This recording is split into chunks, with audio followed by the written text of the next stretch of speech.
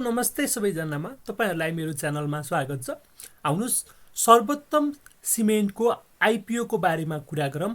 सर्वोत्तम cement company लिमिटेडले फागुन 13 गतेदेखि सर्वसाधारणका लागि बुक बिल्डिङ विधिबाट आइपिओ बिक्री खुला गर्ने भएको छ।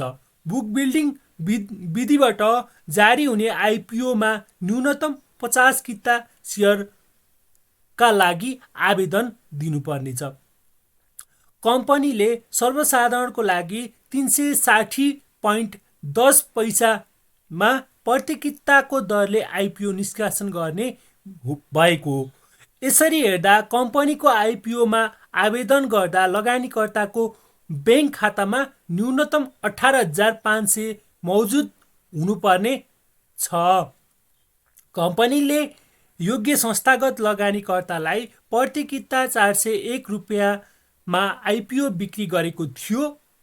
संस्थागत लगानीकर्ताहरूको मूल्यमा सर्वसाधारणलाई 10% छुट हुने व्यवस्था बमोजिम कम्पनीको आइपिओ को मूल्य 360.10 पैसा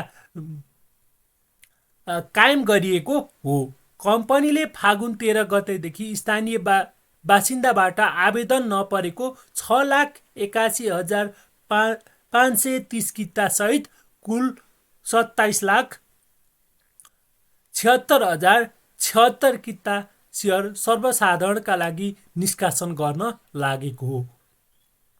लगानीकर्ताले न्यूनतम 50 किता शेयरका लागि आवेदन दिनुपर्ने हुन्छ र 10,000 कितासम्म आवेदन दिन सक्नेछन्।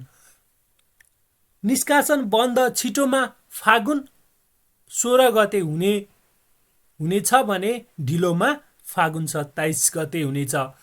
कम्पनीको धितोपत्र निष्कासन तथा बिक्री प्रबन्धक ग्लोबल आइएमई क्यापिटल लिमिटेड रहेको छ। यो भिडियो अन्तिमसम्म हेर्नुभएकोमा तपाईहरुलाई धेरै धेरै धन्यवाद।